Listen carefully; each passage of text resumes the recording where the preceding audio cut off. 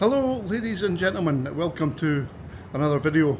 So in this video I want to talk about begging in the Philippines, poverty in the Philippines, and what can you do about people who come up to you, especially in restaurants, and they're looking for money. Yes, it does happen. It's happened to me quite a few times, even before I was retired here. So let's get into the video. So first of all, I want to say that I'm very, very thankful that I haven't fallen into poverty like some people. And it's no fun being homeless, and there's a lot of it in the Philippines. I've seen it with my own eyes, even in the last 2 months that I've been retired here. But one thing that irritates me is if I'm having lunch or dinner, and especially if I'm sitting inside a restaurant, not a carinderia, at the side of the road.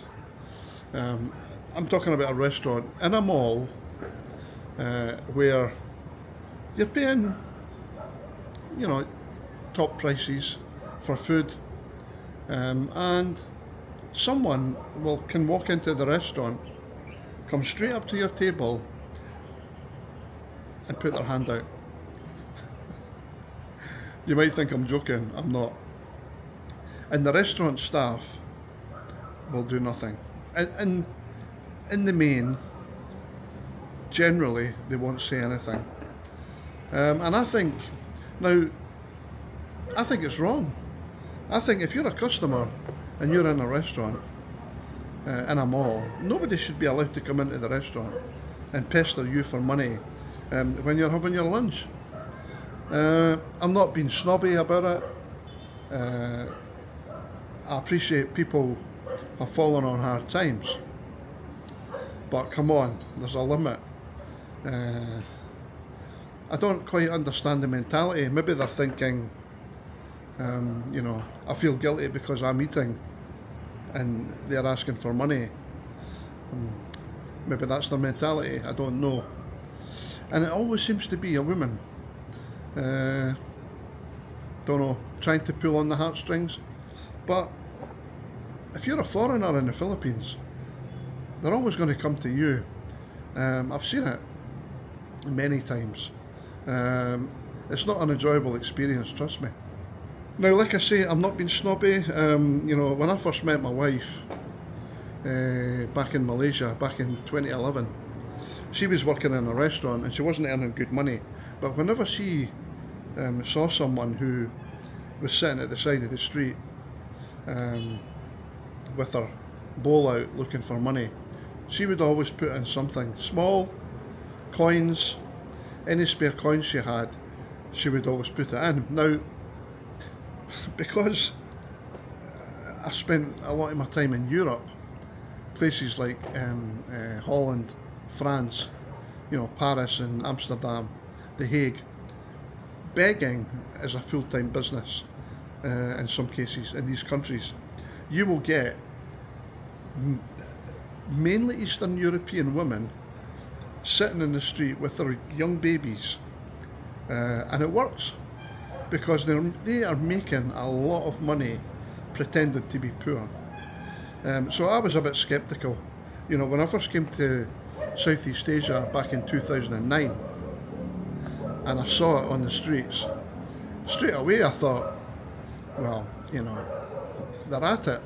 They're probably making more money than I am. But I think in Southeast Asia it's different. I think people that are generally looking for money are really needing it. But I just don't like being pestered in a restaurant when I'm eating my lunch. It's the same thing, a similar thing, when you park your car here in the province and you come out of any shop or supermarket, restaurant, wherever you've been, you come out to your car, there will always be someone who's acting as a car park attendant or parking attendant, and they will guide you out into the road. You know, come on, back a bit, and they'll make sure that the cars all stop each side, so you can get away safely. And then they're expecting a dash. Now, you know, you give whatever. There's no hard and fast rule. I'll give whatever I've got. I'll give 10 pesos or 20 pesos. Now, I'm okay with that, because what they're doing is they're trying to make a living. They're doing whatever they can to make some money. The Filipinos are very ingenious when it comes to finding ways where they can make money. You know, I've seen it since I've been here, so I don't have an issue with that at all. In fact, I respect the fact that they're looking for ways how they can make money, and you know, I think that's good. But I just don't like people coming into restaurants, and they'll always have what my wife calls as a prop. It's a piece of paper that's supposed to say she's got medical bills or something, and she has to pay these medical bills. What I'd like to know is, how can someone have a medical bill but they're not in the hospital? Because anytime my wife's family has been in the hospital, they don't get out of that hospital until they pay the fee.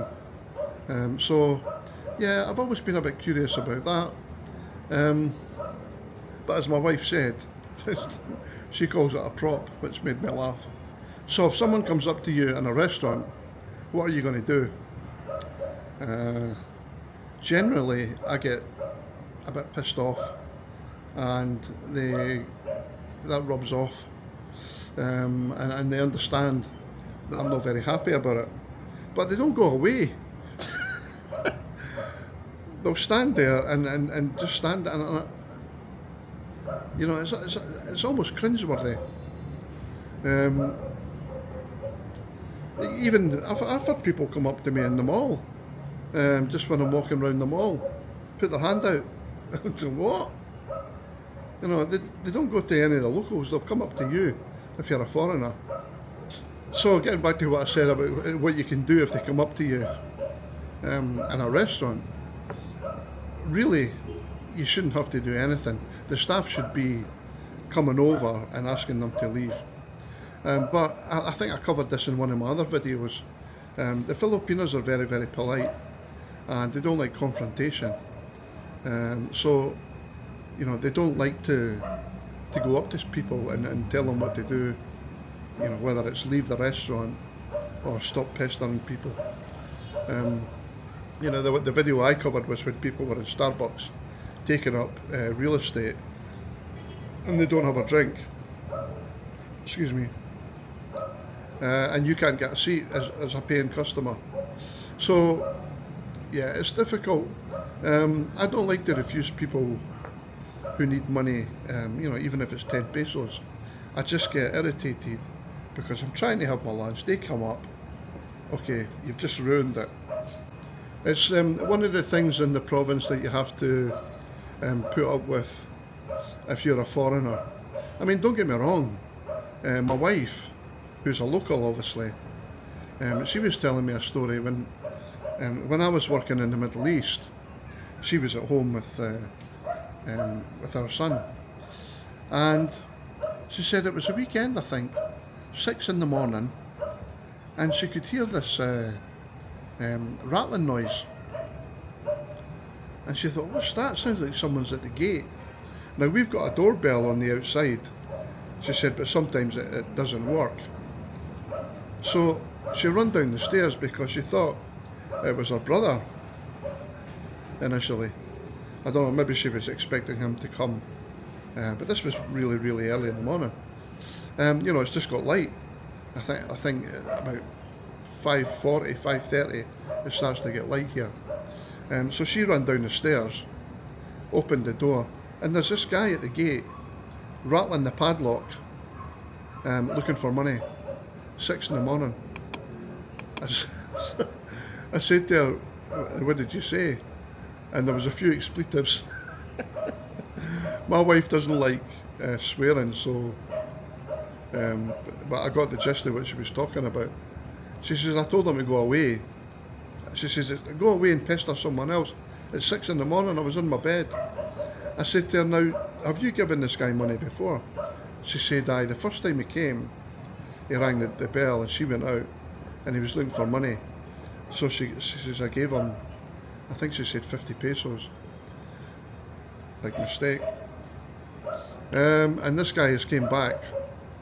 I think she said that time where he was rattling the padlock, and then another time after that she just completely ignored them. So there you go, they'll even come to your door, waking you up early morning to ask for money. So the reason I'm doing this video at home is because it's been raining all day. I don't know if you can see behind me here, my own volcano. It's covered in cloud. But the rain's only just stopped about half an hour ago, and I think it's going to be maybe coming on again soon. So I thought I'd just do this video from home. I was going to go out and do a video outside, but with the weather being inclement, it wasn't really possible. So I would like to know your thoughts. If you're in the Philippines, you're a foreigner, what do you do? You've probably experienced what I said about sitting in the restaurant and people coming up and putting their hand out asking for money. You've probably experienced that. How do you feel about it? How do you feel about anyone coming up asking you for money? Back onto that story I was telling you about the parking attendant. There was one time I was going to, I think it was Yashana Mall in Legazpi, here in Albay province, and my wife says, just you wait in the car, I'll run in and get what she was getting. I said, okay. So I was sat there in the car at the side of the road, and I was looking at this guy, local guy, sat at the side of the road, and then a young girl came up and sat next to him, and I could tell he was trying to be the parking attendant, because every time that it looked like a car was going to come out, I could see he was getting a bit agitated. And I noticed there was one time someone did come out in a car, and he ran over and you know, he was helping them to come out, stopping all the cars at each side, and the guy just drove off, and he went back and sat at the side of the road, and I thought, that is ridiculous. I feel sorry for the guy, because here he is, he's probably sat there all day, and he's probably, you know, made less than 100 pesos, and guys like that, you know, just drive off. It's a sad state of affairs. So I gave him a dash. I called him over, and I don't know if it was his daughter, she came over, and I dashed her. I said, here, go and buy some food. And she was delighted, you know, you see the smile on her face. And the guy came over himself and said thank you, and you know, it wasn't a lot of money. I'm not boasting here. I'm not trying to be the big man or anything like that. I'm not. I'm just saying that I felt really bad for him, because he sat there all day in the heat, just trying to get probably enough money to feed him and his family. So, you know, if you think about that, you know, and you're maybe jumping into your car and some guy's trying to help you to get out, if you've got any spare coins, give what you can, you know, you're not going to miss it, and he will be grateful for it. Just before I leave you guys, I want to say thank you to everyone who subscribed. You got me over 3,000 subscribers, every single one of you, so much appreciated from here. Okay, catch you in the next one. All the best. Cheers.